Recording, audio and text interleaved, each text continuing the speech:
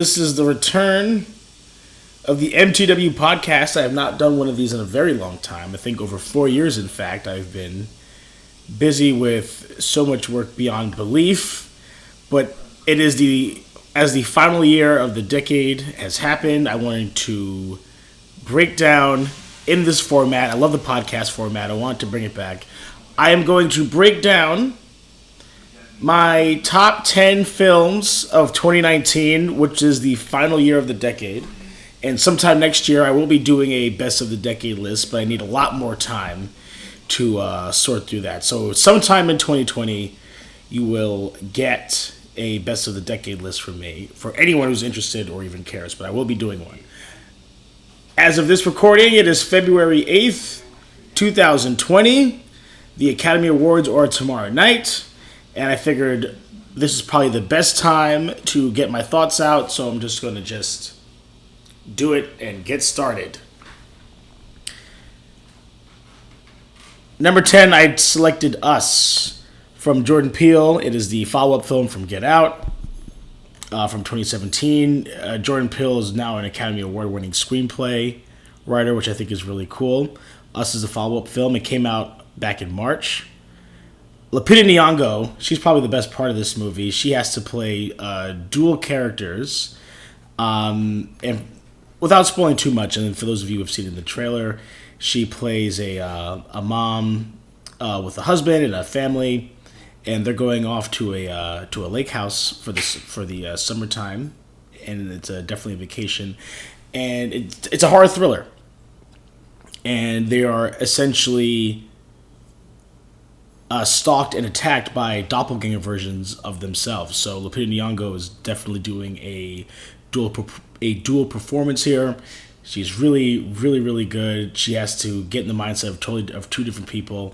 I think Jordan Peele has a lot of cool ideas in the movie about social class and about where we are as far as a country, as accepting other people, and sort of it makes us appreciate the lives that we have, and it showcased how anyone can have their comfort zone, or everything they know can just be taken from them. So it kind of shows you that we should be very reminiscent of that. I really enjoyed Jordan Peele's directing style.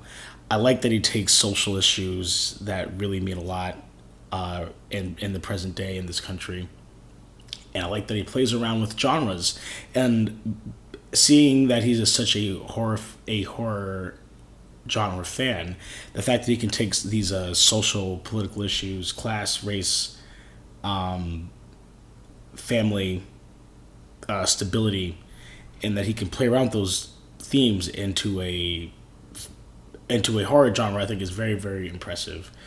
So number 10, Jordan Peele, Us, definitely worth checking out. Lupita Nyong'o should have gotten nominated for an Academy Award. It is sad that she didn't, but she already has one, so I guess it's totally fine. But number 10, Us, Jordan Peele. Number 9 is Ford v Ferrari from James Mangold. This is not exactly a movie that you would see in recent years. This definitely feels like an old school Hollywood throwback film. The cars look with fancy cars. It's mostly good looking people on screen, but Matt Damon and Christian Bale really bring. I think they give a lot of life to this story, and it's arguable how you feel about the real people involved. But I think Damon and especially Christian Bale. This is one of my favorite Christian Bale performances in a while, because they're definitely arrogant people, but they're definitely determined. And Christian Bale has a lot of heart, and he's someone that cares about his family. And I think a lot of that is really, really, really well shown here. James Mangold directs the car sequences. They're extraordinary. It sort of reminded me of Ron Howard's film from 2013, Rush, which was like in my number 4 spot. Like I really like it when they do these car stories and they give a more elegant and there's a more elegant filmmaking style, because I think it makes that so much more exciting. The music in the movie is really really good. The main score of the big Le Mans uh, track race sequence at the end is really really really powerful, and I think it's a good feel good story, but it doesn't come off too cheesy. I don't think. I think Matt Damon and Christian Bale as Ken Miles. And I'm gonna look up. I forgot who plays. I forgot who Matt Damon's character was. Excuse me, my apologies. It's been a while. Is it Connor Shelby? Excuse me, Carol Shelby. Yes, Matt Damon is Carol Shelby, and Christian Bale is Ken Miles. And I wanted to bring this part up earlier. I hear that Carol Shelby may not have been the nicest guy in real life, and I haven't heard too much about how Ken Miles was. But I think it's a lot of people respected them. But however you feel about the real people, it's up for debate. I think Matt Damon and Christian Bale, at least for this story, do a really good job of making you care about them and why their role in the racing industry was so important. And I like how they give Ford and Ferrari, like the car entities, feel like characters within itself. Tracy Letts as Henry Ford II is really really good. He's an actor I always appreciate, and Remo Girone as Enzo Ferrari. I think they actually have a really good scene earlier on, and the audience can kind of choose whether Ford is evil, whether Ferrari is evil. Again another cool, another interesting look at sort of an old American industry that so many people were so clinging to, and what cars meant to people around the world too, and how it shows status and power. So, and I think it's a movie that definitely loves the allure and the history of auto and cars, and I think I think as a racing film, it's really exciting. I think it's very emotional, and there's a true heart to it. So, James Mangold's Ford v Ferrari is my number 9. Number 8. I believe this is a first-time feature from Alma Har'el. It's Honey Boy. Number 8 is Honey Boy, which is, of course, a screenplay that was written by Shia LaBeouf that is loosely based, or pretty much based on his upbringing. And I believe this is Alma Har'el's... Yeah, this is actually her first feature film. So this is a debut film from her.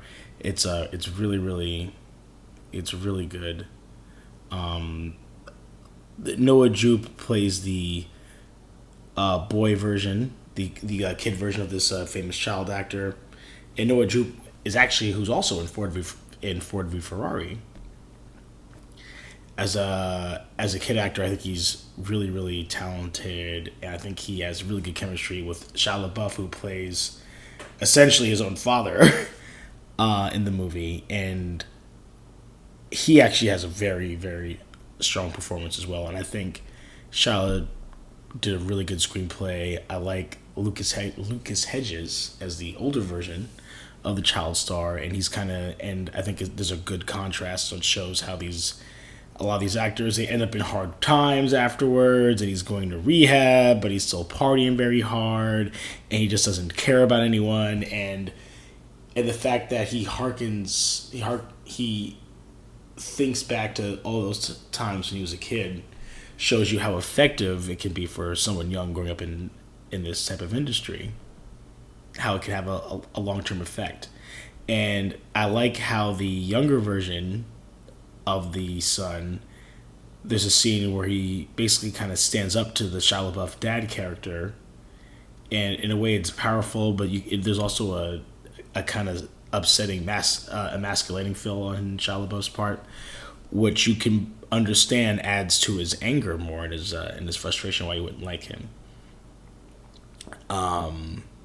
It's a short movie. I even wish it was longer, just because I just thought there was so many cool. Music choices were really fun, and I thought the pacing was really good. I thought the editing was really nice. Just really solid screenplay from Shia LaBeouf, and I think that's why Honey Boy should be a number 8, which it is.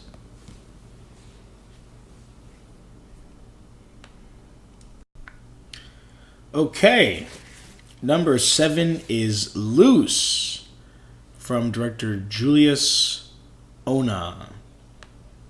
And the setup to this movie is that Naomi Watts and Tim Roth adopt a boy. The older actor is played by, or excuse me, the main actor is played by Kelvin Harrison Jr., who is also in Waves, and he's really good in Waves, and he has a very sad part in that film. And he actually has a really compelling part here too.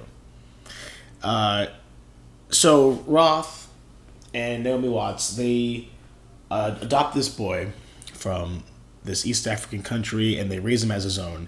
And the movie mainly centers around, I believe it's like he's older in high school, and he's about to go to college, and the school just completely falls in love with Luce and his story, and everyone just respects his journey, and he just becomes like the obsessive eye of a lot of people's attention, especially in that high school. So he's quite popular.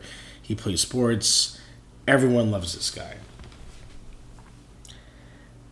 Octavia Spencer plays one of Luce's teachers, and as the film goes, she becomes a lot more suspicious of Luce's sort of character after she is concerned with an assignment that Luce presents in school.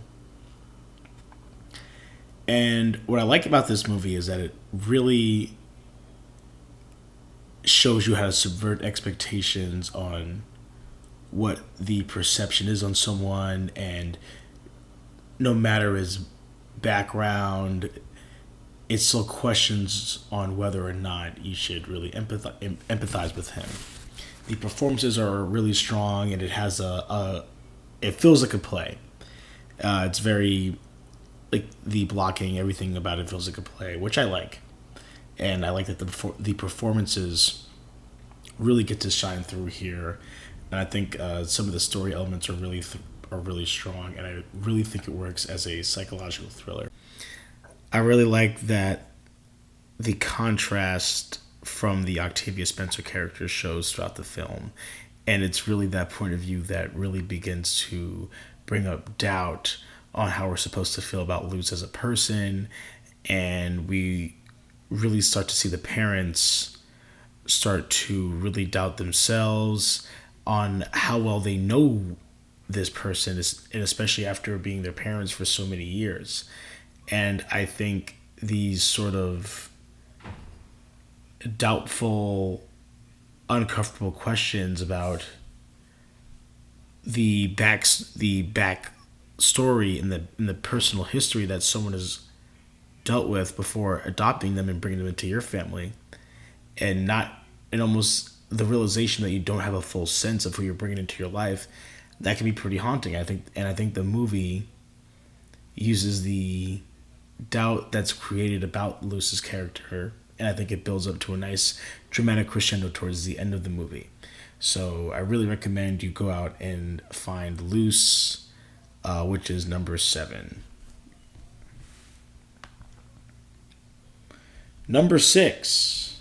Let me check my notes here. Number 6 is The Farewell, directed by Lulu Wang. This is, of course, stars Awkwafina. And it's she's sort of the main character, and she is part of a family that has come to realize that the matriarch of the family has a terminal illness, and the decision is that the family is not going to tell the grandmother that she's sick. And so throughout the movie, there's a whole scenario that the family comes out to see the grandmother to say their goodbyes, but at the same time not tell the grandmother why she's actually sick. So that's sort of this setup for the movie. And my grandfather died last September, and so there was a lot of those feelings I thought were pretty resonant, and I think that's why I think that's part of the reason why I connected to the movie so much. I think the grandmother is a really good character. She's very funny. She's very charismatic, and there's a reason why you can see that the family loves her and they're trying to protect her so much. I think Aquafina gives a really a good emotional layered role as a confused young woman that again feels like she is being taken away from her family. And I think there's a really good scene involves her in the middle of the movie that expresses how much she misses living in China and she misses her old family culture. And I think the movie really showcases that there's a very heartbreaking separation, kind of similar to Loose, that can affect you, and the struggle, and the fact that the movie struggles to not to obey their Chinese customs,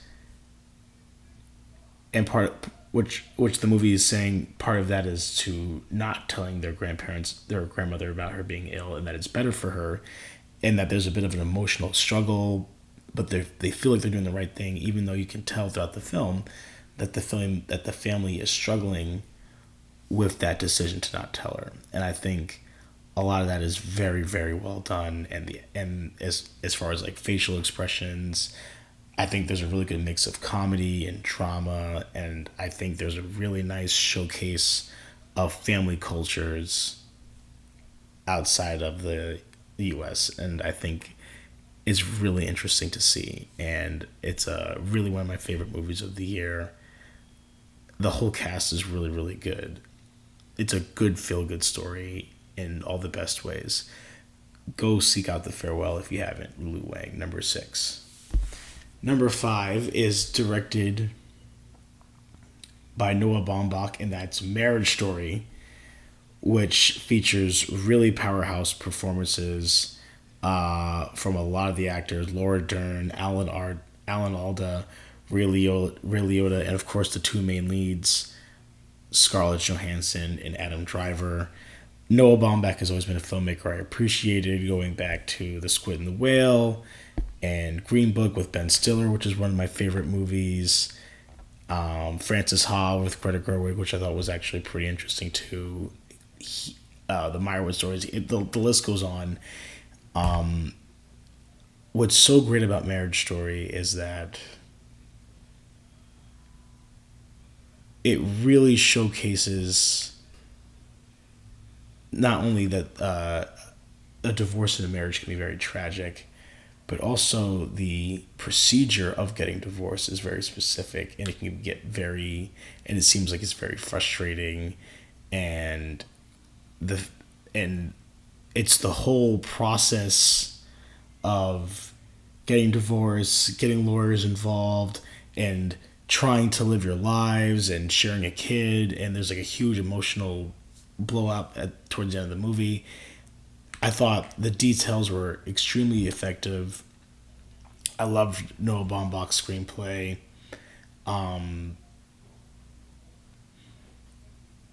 The supporting actors really lend a good hand here. Adam Driver, I think is pretty magnificent in the movie, and it's debatable whether you should see it with your spouse, with your girlfriend. It depends. It's not an easy movie to watch, but I expected the craftsmanship of Marriage Story extremely, so that's why I'm putting it at number 5. Moving on to number 4 is one of my favorite Adam Sandler performances that I've seen in a long time. It's Uncut Gems, directed by the Safdie brothers. They did a movie called Good Time that I know a lot of people liked. It wasn't for me when it came out 2 years ago. I just thought it was a little too intense. It's a little too weird, and I personally had a hard time connecting to it. But that same high octane intensity, high anxiety, high tense sort of style of filmmaking really works here in Uncut Gems.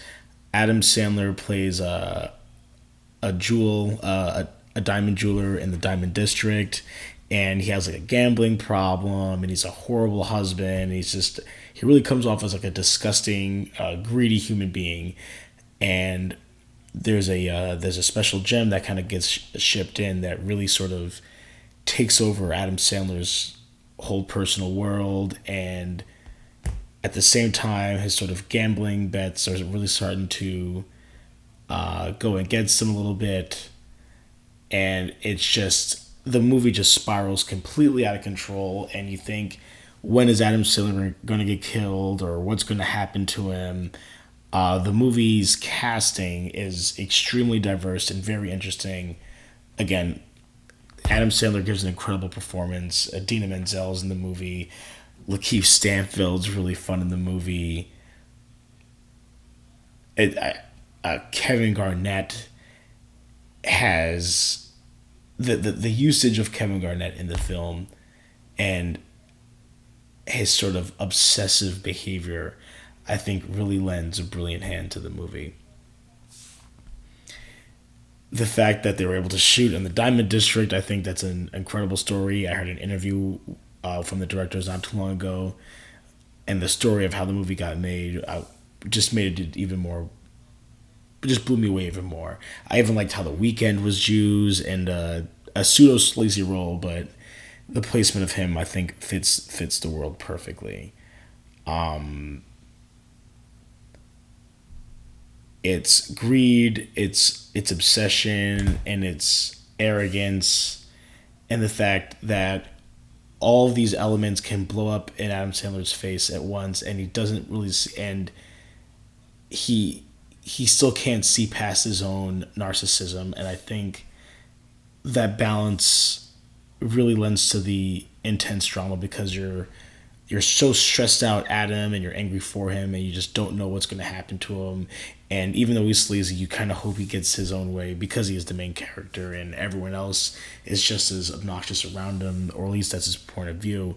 But you were just so sucked in, and I just think really Adam Sandler just really kind of mesmerizes you in this sort of high anxiety, and I think his performance helps elevate the film, and it's not just a showcase. So it's really extremely well done. It's exciting, and it's a fun type of stressful for me. I love films like these. I think I like what the Safdie brothers did. So Uncut Gems deserves to be number 4. Number 3, it took me a second time to watch this movie, and at 3.5 hours each, that gives me 7 hours that I dedicated to this film.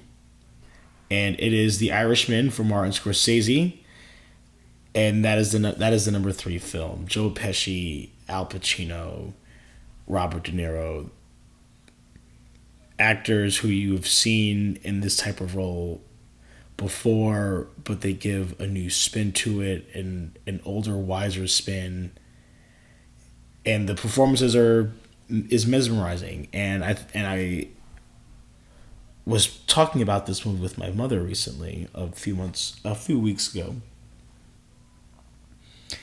And to me, The Irishman, I think the themes in The Irishman that show the most is the power of loyalty, the perception of family, and the ways we are willing to protect our family no matter what. I think the movie really intertwines American history well with Kennedy and the Teamster unions, and mafia tie-ins. I think the history of it is extremely fascinating. It's one of Joe Pesci is probably my favorite part of the film. But Robert De Niro, the last act of the film with Robert De Niro as an old man, the whole aging and death aspects of it really start to come into effect. And the ending of the film is pretty sad, but it's very effective. And you see how how Frank Sheeran and Robert De Niro, that look of confliction in his face at times, and assured loyalty no matter what. Also, even as an old man, it's extremely it's sad to see, but he showcases that very beautifully. There's a really terrific editing sequence in the middle of the film that involves Joe Pesci and Al Pacino, and I just thought the way the whole sequence was cut together, I thought was magnificent. So even watching it twice, it's really one of my favorite films I've seen in a long time. So Irishman deserves to be number three. I think the top two movies on this list, I think, are well placed, and I'm really excited to show them with you guys. Number two, out of South Korea, from director Bong Joon Ho, it is Parasite. Remarkable film, great script, fun performances, diverse performances. The script has so many ideas and beliefs and feelings and tones. It's pretty remarkable, the way the story is structured, and the contrast of the two main families, the Kim family, who is a poor family, and the Park family, who's rich. And the movie comments on each of these different social classes, their actions, their beliefs, and it kind of there's definitely sort of a interesting commentary that bring up the negative qualities of both of these groups.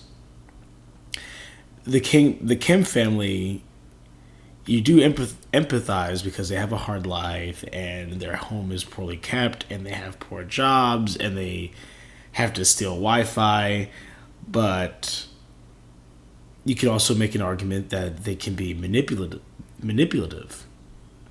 And the way the film is set up is that one by one, each of these family members attempt to do sneaky things to sort of get in a job with this rich family.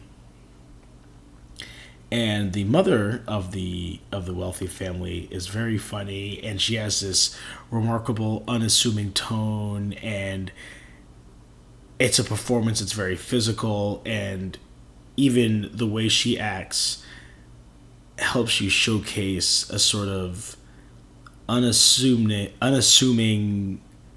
awareness of people's actions and their intentions, because she is so wrapped up in her own fantasy bubble. And I think the fact that she lends herself to be manipulated sometimes by this family is extremely fascinating.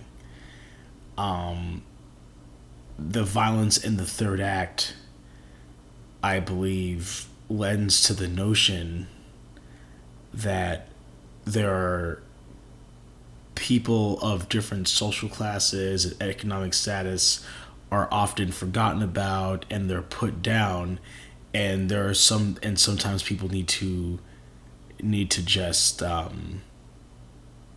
act out, and even if it costs horrific circumstances. And I think the movie really showcases that element of response to being a product of an environment and not having the ability to break free from it, and also showing that if you're at a certain social class, it's possible on how blind you can be to other people's emotions and feelings, and when you're in an own and when you're in your own bubble, sometimes that could also lend to costing someone everything. And I think the ending sequence is very beautiful, and I think it lends for a belief of hope to make your life better, but also examining how sometimes it's just not possible.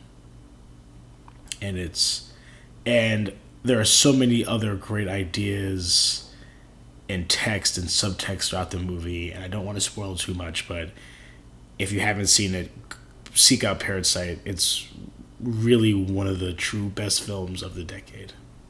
And number one is a really good murder comedy mystery.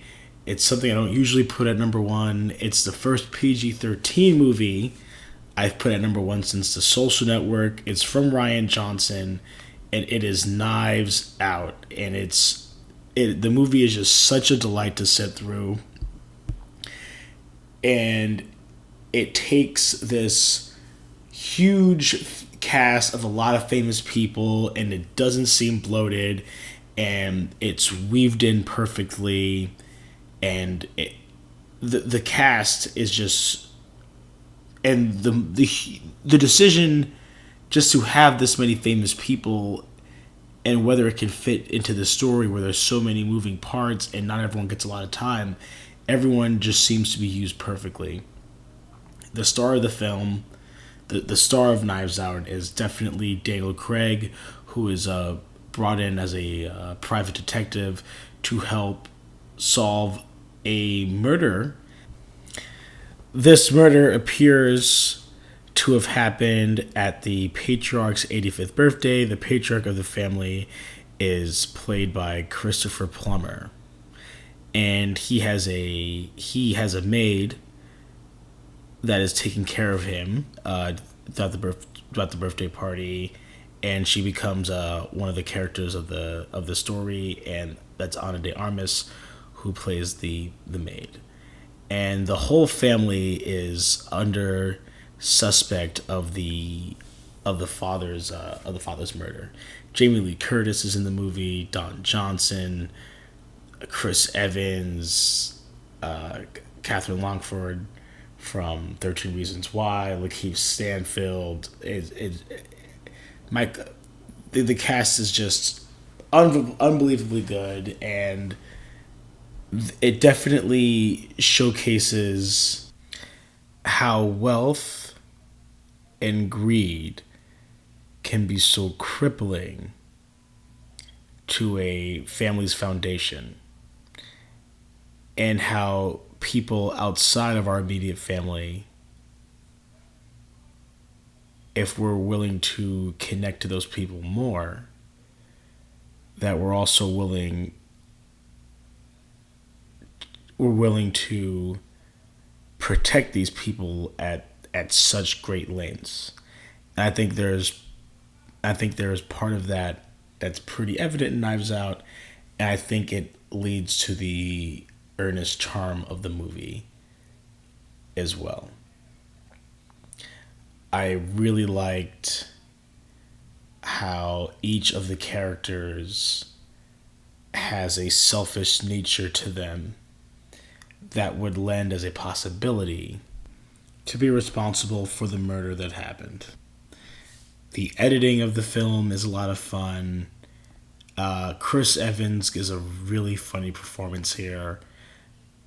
Daniel Craig has a really great monologue towards the end of the film to just highlight the complexity of everything that's been going on.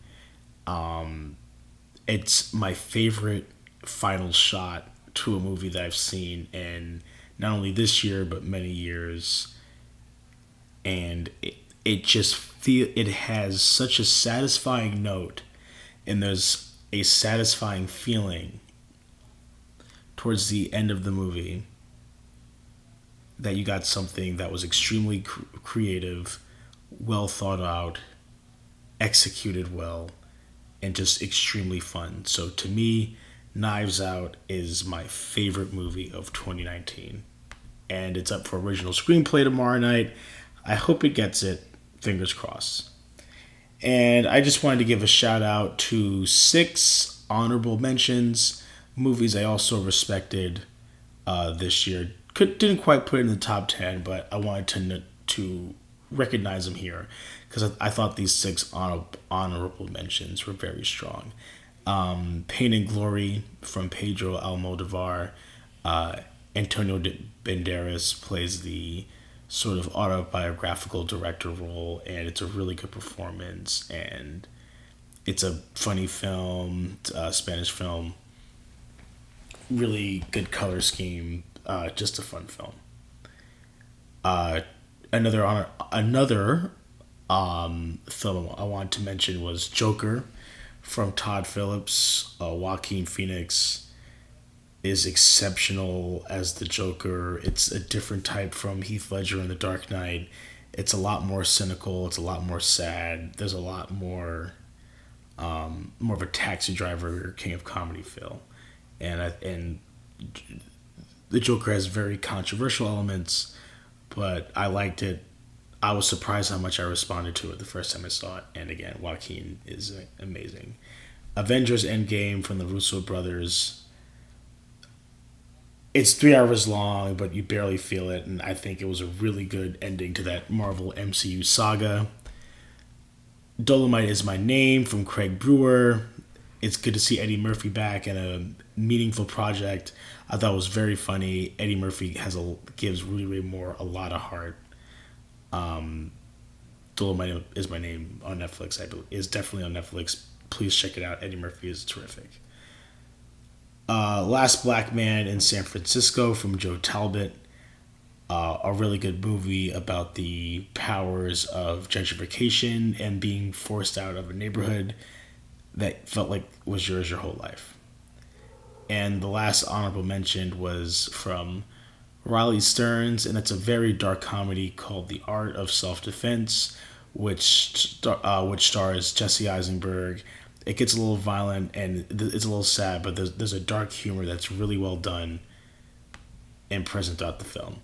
So those were my top 10 films and my honorable mentions from 2019.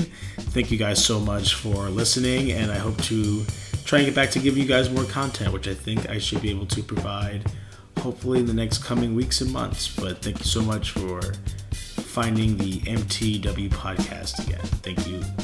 Good day. Good